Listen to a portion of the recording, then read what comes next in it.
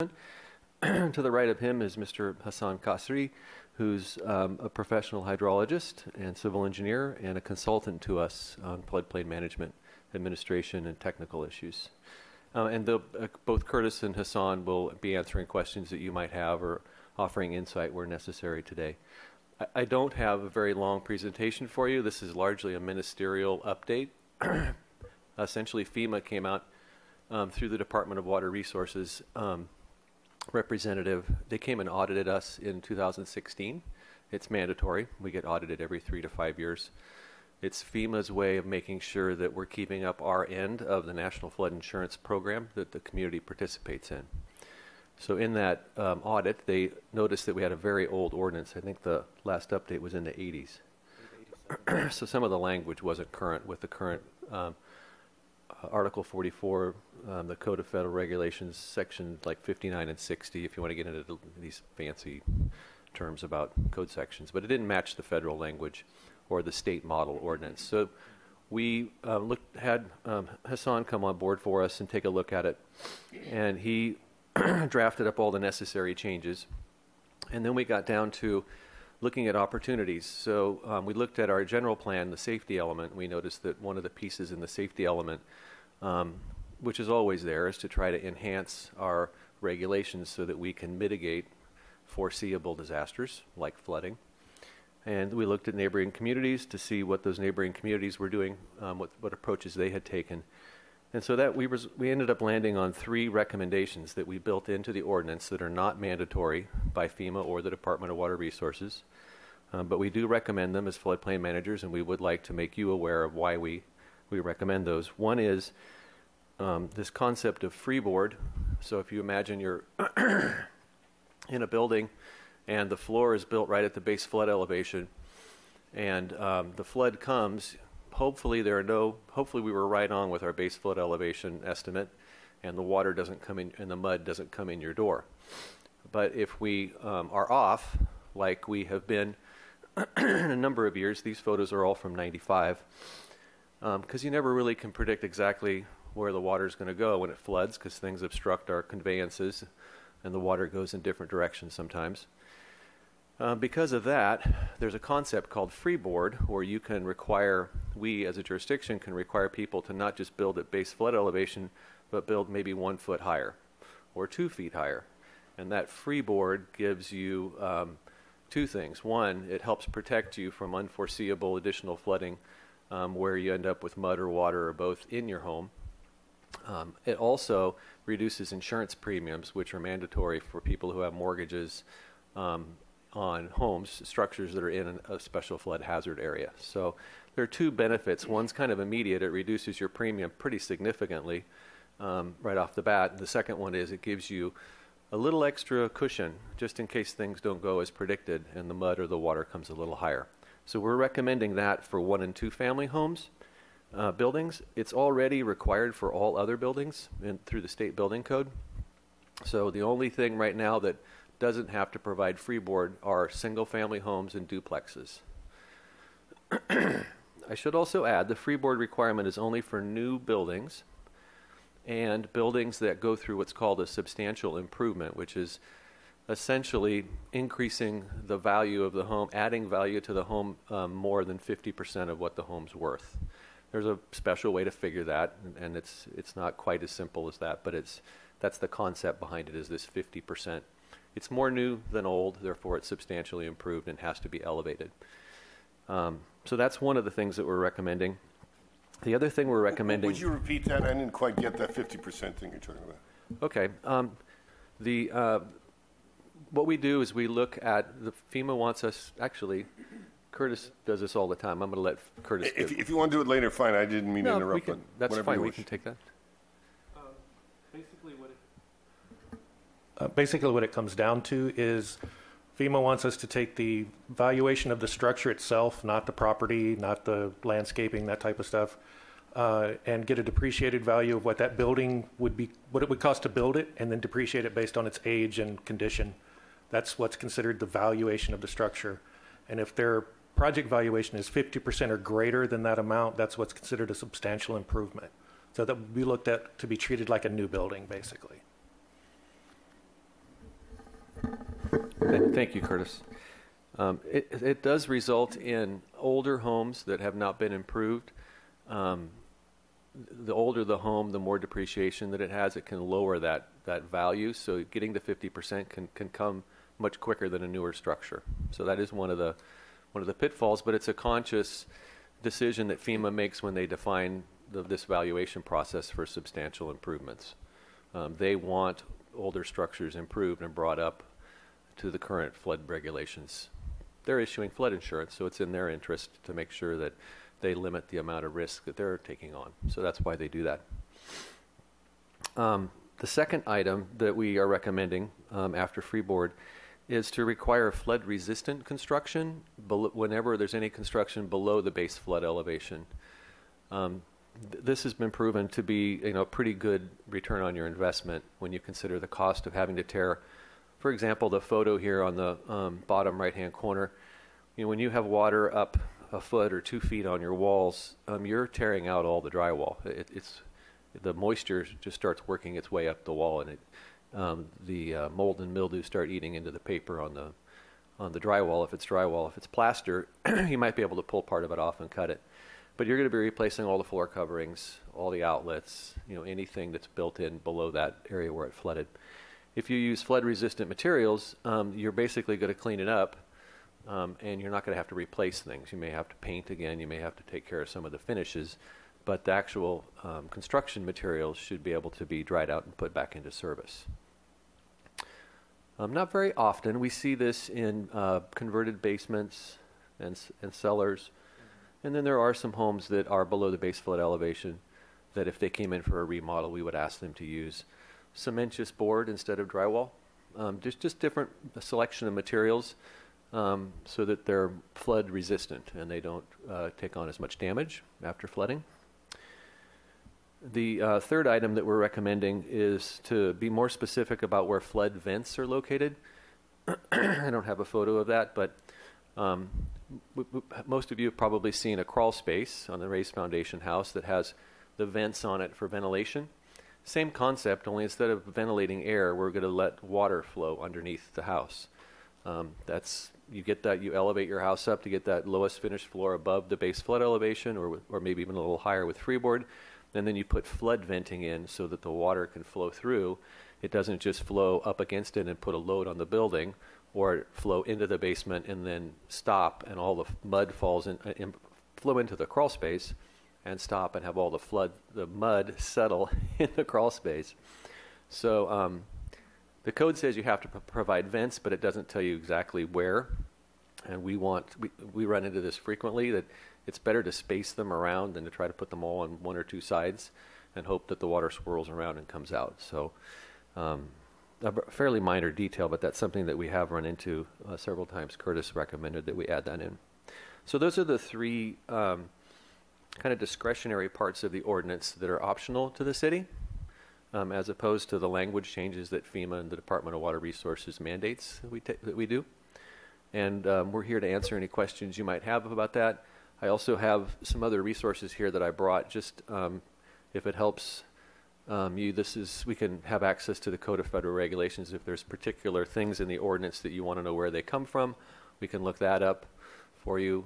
These are your attachment, I think 5 or 6, the maps that show all the special flood hazard areas or flood zones in the city.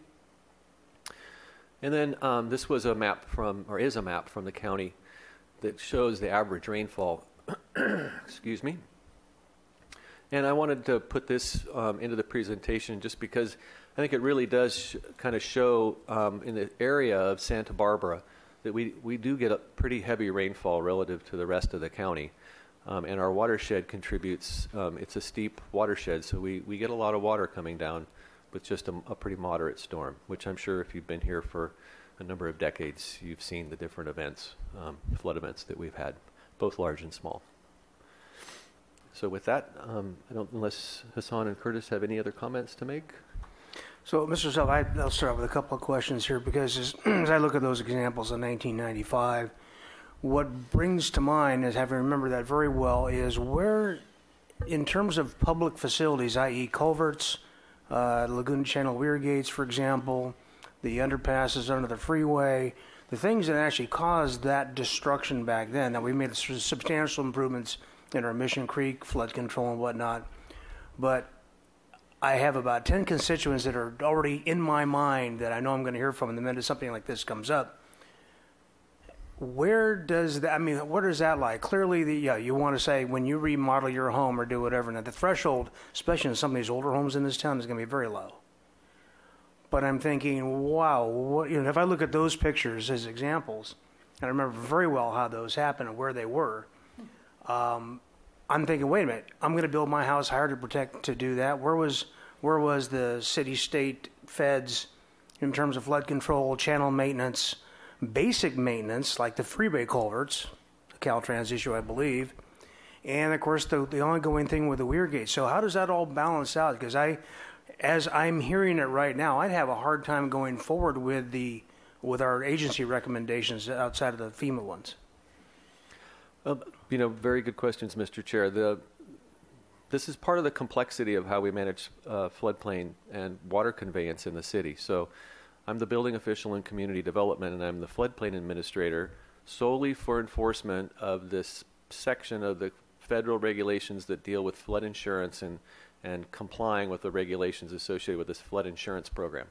But I have I rely on my relationship with the city engineer, my professional relationship to work collaboratively with him. He's managing all the water courses, and he and county flood control are managing the water courses and the conveyance systems. A whole nother work product, a whole nother workload, a whole nother aspect very much related to flooding, as we experienced when Caltrans made their improvements and didn't have adequate conveyance under the freeway, which caused, I think most of these photos are in that area where the backwater just backed up. So I want to, the focus is on the flood insurance program, but it's difficult to parse out mitigation at the private development level when we think there might be improvements that we could make in the public conveyance systems which aren't part of this program, I think is maybe what you're saying. So yeah, I share that same concern. But from a floodplain management administrative standpoint, we think that it's our obligation to bring at least to the discussion, to the committee and council possibly, the discussion of freeboard and other mitigating measures we can take to help people build once and not have to rebuild again. Thank you. Questions from the committee? Ms. Murillo. Thank you, Mr. Chair. Thank you, Mr. Stuffler, and thank you to, so you're both city employees, or you're an employee and you're a consultant, sir? I'm sorry? Yes.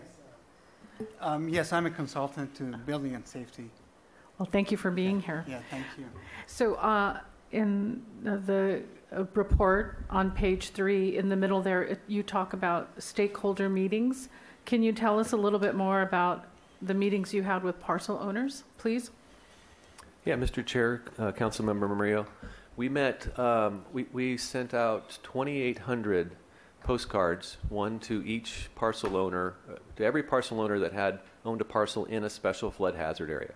So on that map, any area that was shaded blue or green, anybody who owned a parcel there received a postcard letting them know they could come to the Cabrillo Pavilion for a meeting that we had from 5 to 7:30, I think it was. Right. I don't remember the exact data, but I might have it down in my notes here. We had about 70. 29. June 29th? Right. Thank you, Hassan. We had about 70 people show up. It was a pretty good turnout, more than we thought for floodplain management. Usually we don't, there's a lot of people who are that in tune with it. So it was a good turnout. We had a lot of good questions. We were there for 2.5 hours. Right. We did about a 20-minute, this is what the ordinance looks like, and talked about freeboard, the flood-resistant construction materials. I don't think we talked about flood venting. We didn't quite get there. But we fielded a lot of questions. I would guess it was probably 1.5 hours to 2 hours of just Q&A. So we had some good feedback. Okay, very good. I'm satisfied. Yeah, what were the main concerns of those 70 people? I would say the main concerns are twofold. If I had to put them in categories, I'd say one is the cost of flood insurance. Since the federal government reformed the flood insurance program, I think it was in 2012 and 13, premiums have doubled and tripled. So people are paying $3,000 and $4,000 a year for flood insurance if they don't have freeboard. So I think we definitely heard about what happened and why am I paying so much for flood insurance, which that's a part of the program we can't answer. We don't get into the insurance part. We're in the mitigating part for the development. The other concern we had was the cost of freeboard and what the impacts might be of freeboard. So there's a construction cost, right? You're going to elevate the building, and especially if it's an existing building, you're going to have to hire a house mover or somebody to jack the building up, and those have costs. We also had a concern shared from one person that was there about impacts it might have on development height, the height of future development. If I have to elevate my building a foot or two above base flood, will that then, will I get caught up? My second story can't happen because now I'm pinging up against this maximum building height that I may not have had as an issue. Those are difficult to evaluate because they're very site specific, measuring the height of the building and base flood elevation changes throughout town. But those are possible detrimental outcomes that are exacerbated by providing freeboard. So and I think Hassan might have something to add. I have one. Mr. Chair, I just in response to committee member Hotchkiss's question, just want to add one more question that we received at that public meeting. In addition to the public meeting, in fact, for several weeks before that, we received about phone calls from about 30 to 40 individuals who called us, and they had questions about the ordinance, so we tried to answer those questions. But at the meeting, there was a really interesting question that came up. The question really had to do with the cost of improvement and the cost of flood protection within the city when most of the runoff is coming from outside the city. So, we are the folks who live within the floodplain in the blue areas of the map, and we are going to be flooded in the event of a major storm.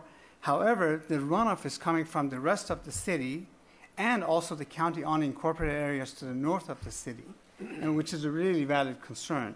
So I just wanted to share with you that the County of Santa Barbara, for example, has a program called the Benefit Assessment Program, and Ventura County and Los Angeles County also, those other counties also have similar programs. So it's called the Benefit Assessment Program that basically taxes all the property owners within the entire county jurisdictional area certain flood fees, and that small fee is calculated based on the amount of projected runoff from their properties. So if you have a property that's mostly impervious greenhouses or buildings or asphalt, then obviously you have really high rate of runoff. When you have an agricultural field, you have a lot of infiltration, so you're not generating as much runoff. So it's kind of dependent on the land use. But that's a program that generates millions of dollars worth of revenue for the local agency that pays for primarily maintenance and mitigation of projects within the county. And so that may be a program that the city and the county can work on together to generate more revenues for projects. If that would be a most equitable way of handling that, in my opinion. But that doesn't go to the relief of the individual's increased costs. That's right. Okay. That's correct. So as I understand it, if you have an older house and you're going to have to do 50% or greater the cost, I'm not sure how I say this, but let's say you want an improvement. You want to make an improvement. If it hits the 50% mark, then suddenly you've got to lift the whole house, even if it's just like one bathroom you're putting in. Who do I answer? Yes, sir, that is correct. So, I mean, that's a pretty expensive process, or it could be. It could be, but generally a one-bathroom remodel wouldn't trigger it. We're talking about work throughout the house or a major addition that would trigger that type of substantial improvement. And were there not questions at the stakeholders meeting regarding that? We had several people asking about what would and would not trigger it, and we tried to keep it to just strictly the 50% valuation. It's hard to get into details. It's very project specific. Right. Some things cost more because of the materials you're choosing. If you're going all granite, obviously that's going to cost more than a cheaper countertop. So it can go all over the place depending on what you're using and what your existing building is valued at. Regarding the flood-resistant materials, they're more expensive, obviously. They are somewhat more expensive. They're not exponentially more expensive. Like, say, for instance, drywall, if it's $15 a sheet, the cementitious board might be $22, $25. And if there's a flood with that material you were just talking about, is there not still a problem with mold potential no matter what the material is? There can always be that potential, but as long as it's a smooth surface and it is water resistant, that meets the standards of FEMA's requirements, then it shouldn't. It's designed to be exposed to water for 72 hours and then put back into service with cleaning and painting. So if you've got that instead of drywall, that assumes that the water is only on one side of the wall. But usually you're going to get it on both sides. Correct. What we're planning on doing, and correct me if I'm wrong here, is this is for something that's not a substantial improvement. And what they're taking out, we're having them replace with water-resistant materials. We're not trying to have them take extra stuff out. If something gets damaged, they'll have to obviously fix that, but it'll keep them from having to replace the things that they just replaced. What did the Contractors Association say about this? Do we have input from them? We didn't receive any input from the Contractors Association or the AIA on this. If we don't do this, as you suggest, we just use the FEMA model, what's the downside? People, what? On the one hand, they don't face potentially greater construction costs. They don't get a relief on their flood insurance. I don't know, how much the relief is when you do this. Is there a percent, would you say, or is that not? Yeah, favorable? Mr. Chair, Committee Member Hotchkiss, if you look at attachment 2 on the staff report, it talks about freeboard and it shows the effect on insurance premiums. Why don't you read it to me? It's a graph. It's a chart. So this one, Frank. It has a picture of the house, elevated house, and then there's a chart down here at the bottom.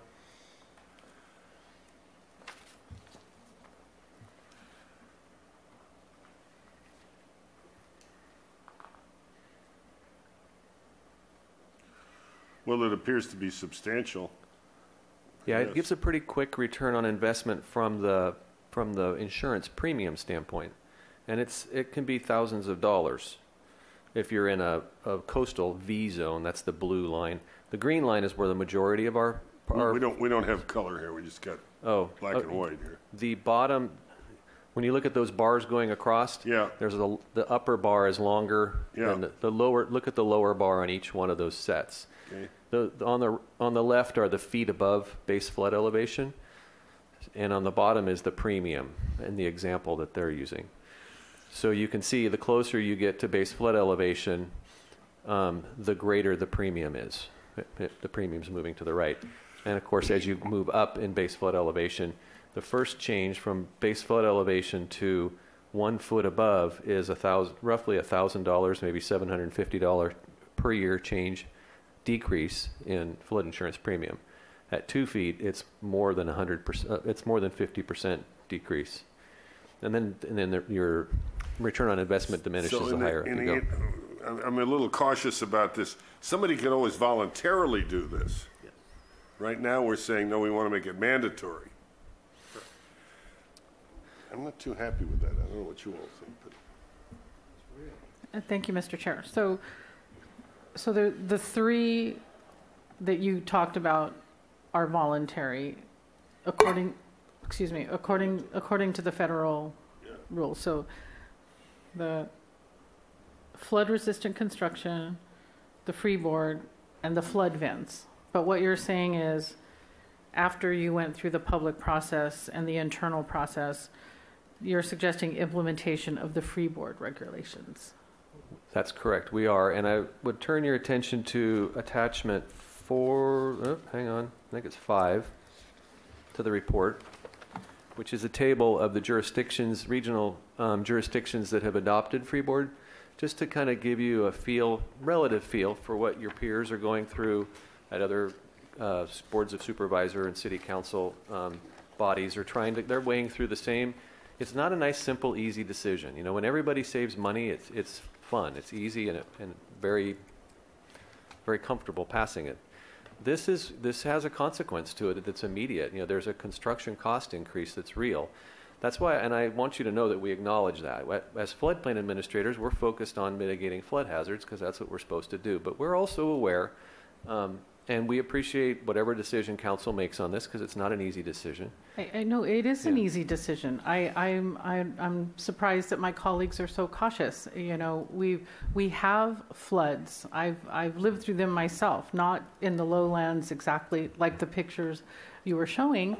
And now we're looking at, you know, climate change, and there will be a change in weather patterns, and the scientists tell us there'll be long droughts and then super heavy rains, right? That's one of the models. And so I'm concerned for the people in the Lower East Side and other areas that would be flooded. And this seems like a modest protection. And I appreciate the suggestion about a benefit assessment district. That is something that could be pursued, because you're right. People in the uplands who have taken the trouble to slow down their runoff or absorb rain, they're doing their part. And those who aren't paying attention, why should people in the lowlands take all the brunt? So there's no one here in the audience protesting this. Gentlemen, and I'm hoping we can go forward with it today. This was a ministerial task, and I trust my staff has done their work. Mr. Hotchkiss. Well, I'm concerned with those people too. I just rather leave it voluntary and optional for them. I've got a couple of questions. So we're talking about the flood zones as determined by is that a FEMA map or is that actually a city-produced map? Chair Rouse, the maps are published by FEMA, a FEMA contractor, but by FEMA. They're given to the city for review and comment, and then after they receive our review and comment, then they do publish them and make them part of the flood insurance study, they call it. And those last update was in November of 2015. And which agency would determine the depreciated value of the structure? That is we're obligated to do that using the definition that FEMA gives us. My concern is, and given that we have a high amount of rental properties in these different zones, is that somebody says, you know, I'd really like to get a new kitchen in this place. But you've got a building that was built in 1940, and its depreciated value is zippity-doo-dah compared to a new kitchen, which could easily rise to the 50% threshold or greater. So now the thing is, does the landlord say, you know, we're not going to do the kitchen because I'm not going to do this entire thing I can't possibly pencil out with this new requirement, number one. Number two is, my other thought was in some of the historical neighborhoods, like the Brinkerhofen, what example should be in one of those districts? How do you deal with historical districts that are architecturally zoned as a certain thing, particularly when one home, I'll go back to the kitchen remodel, does a kitchen and the one next to it does not? And now you have an historical district with one house that is 3 foot higher than the house next to it, even though before it was a contiguous historical district. How does that figure into the whole calculus? Chair Rouse, the historical buildings have accommodations made for them, both in the federal guidelines and the FEMA guidance documents. So there is a recognition by the federal government that we don't want to destroy historic integrity. And the very example you gave would be an example of destroying the historic integrity of a neighborhood by elevating a building when the rest aren't. Right, but going back to Ms. Murillo's concern about a lot of people who live in these flood zone areas and some of the frankly the poor neighborhoods, oftentimes renters, oftentimes landlords that are, you know, multiple property owners, once again, may or may not make a decision to improve that property based on this new requirement that once you get to this threshold. These are the kind of the list of horribles that I'm thinking through that may be a consequence. And I know from hearing from folks about, certainly ADA, which is above our pay grade, but things like the sprinkler requirements that are going into certain buildings are stopping people from doing certain things based on that threshold. So at the end of the day, are we accomplishing citywide what we want to do? And I mean, I'm sure that there's a continuum between as you demonstrated, the flood insurance premiums and the cost of doing that. It's a lot of years of flood insurance premiums to make up that cost. So I'm still, this is not a slam dunk for me. Ms. Murillo. I do have a suggestion. So, Mr. Stuffler, did you get contact information from the people who came to the public meeting? Mr. Chair, Councilmember Murillo, we did. Hassan has a sign-in sheet for people who wanted to leave contact information. So we could forward this to the City Council with the stipulation that those folks are given notification that it's going to the City Council, and they'll have one more opportunity in a public meeting to express their concerns. You could write a letter to the Contractors Association, give them one more chance, and people would be able to come here and tell us what they think, all 7 of us. And I'll make that a motion, Mr. Chair. Oh, I'm sorry. Mr. Chair, the gentleman wants to I speak. just wanted to clarify one thing for you. On the 50% valuation, it's not completely new. It would be new for the 1-foot freeboard. Right now, currently, a lot of homes on the Lower East Side are below the BFE. So if that same owner comes in to do a remodel, we still have to do the valuation determination.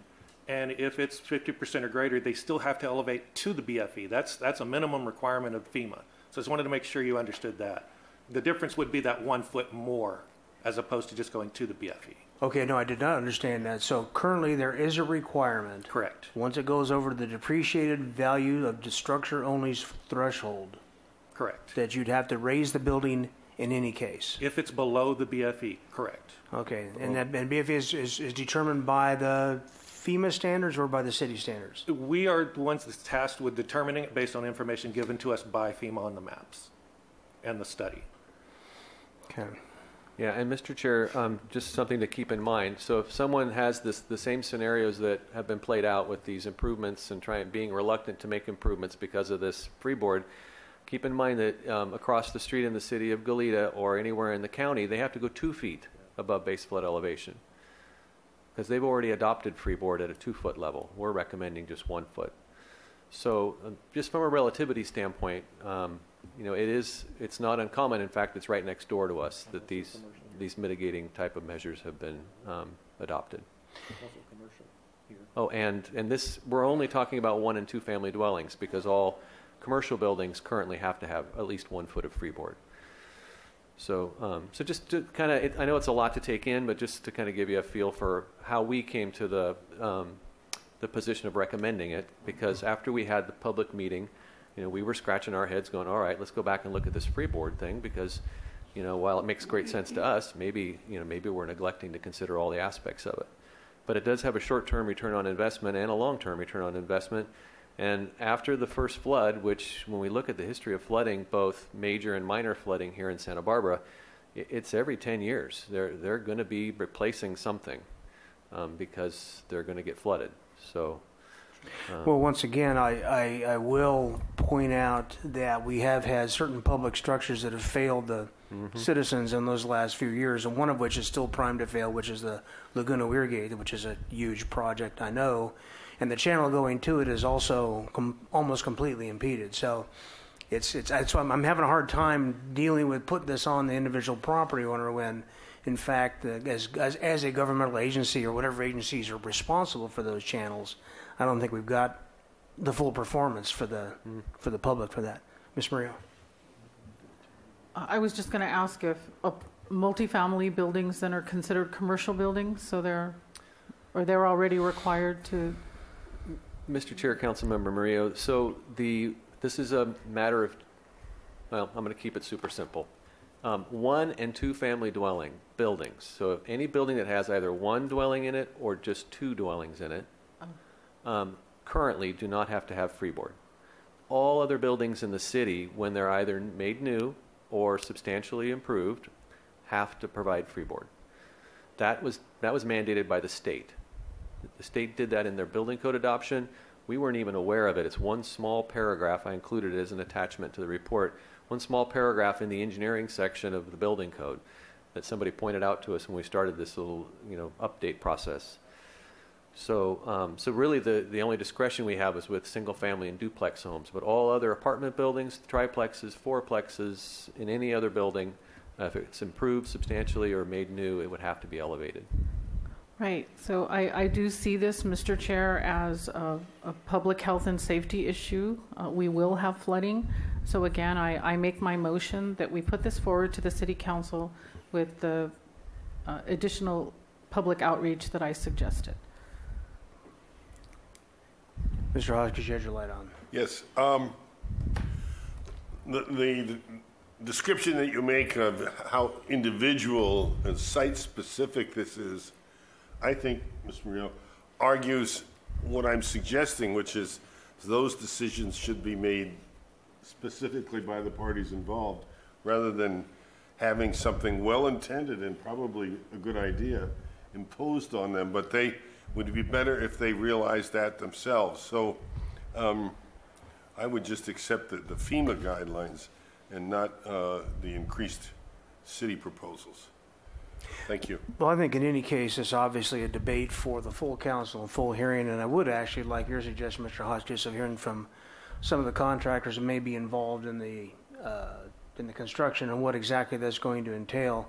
And once again, I'm just being mindful of the different requirements that people are going through now for triggered events, and it feels like one more layer is going to be, even though it may be to the greater common good.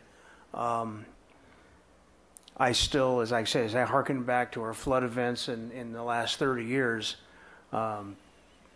even though nature brought on the water, we didn't get rid of it as an institution. So I'm a little reticent to do this as an individual. So what I would like to see, and I'm not making the motion here, but I would like to see us forward this to the full council. I don't know if we can do that necessarily with recommending the FEMA standards and not staff recommendations, or if we just forward the entire thing to council to review in a public hearing. City Attorney, can we recommend it forward just with the FEMA requirements? Absolutely. We would, of course, need to redraft the ordinance after what the council determined, but we can do it. Right. Well, and I would recommend that. I don't know if I'm going to get a second or not, with the understanding proviso and suggestions of both of you that we broaden the discussion to include contractors and, as you point out, Ms. Murillo, the people that signed up and came. So it just puts a slightly different spin on forwarding this to the council. I don't know if there's a second or not. So just forwarding the whole thing to the council, but we haven't taken a vote one way or the other. You really wanted today, right now, say no without the staff recommendation? Yes. Yeah, I would. Why can't we just forward the whole thing, do a little more public outreach, and then have a nice debate with the 7 of us? What were you going to say, sir?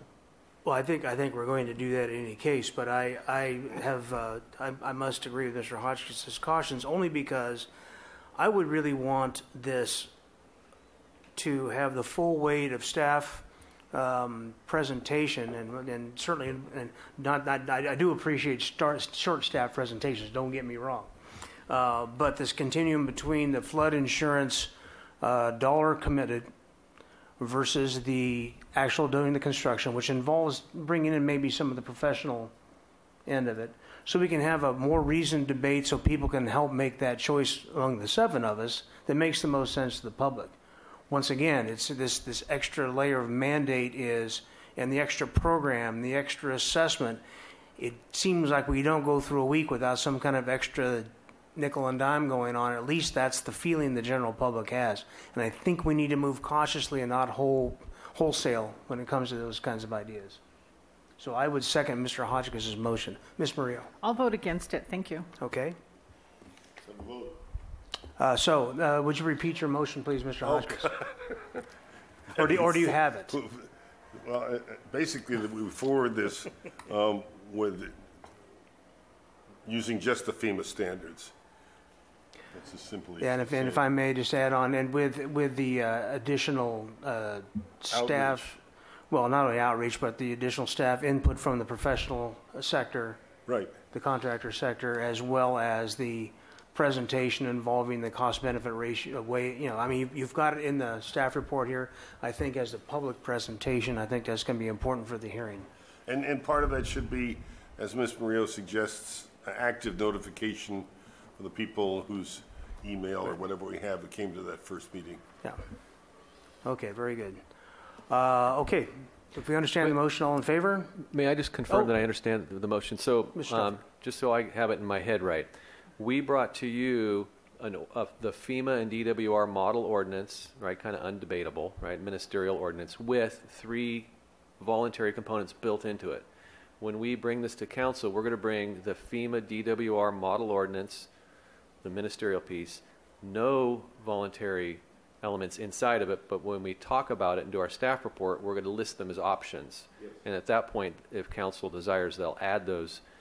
They'll request that we add them to the ordinance, and we'll come back with them added in. That's my understanding. Yeah, Okay, that's correct. And so those need to be fleshed out in a way that, like I said, even a little bit more depth and detail, so that especially the listening public can give it give the rationale behind would they rather incur the flood insurance premiums or have the safety Okay. measure guaranteed. Thank you. I appreciate you letting me All right. clarify that. Okay, in favor?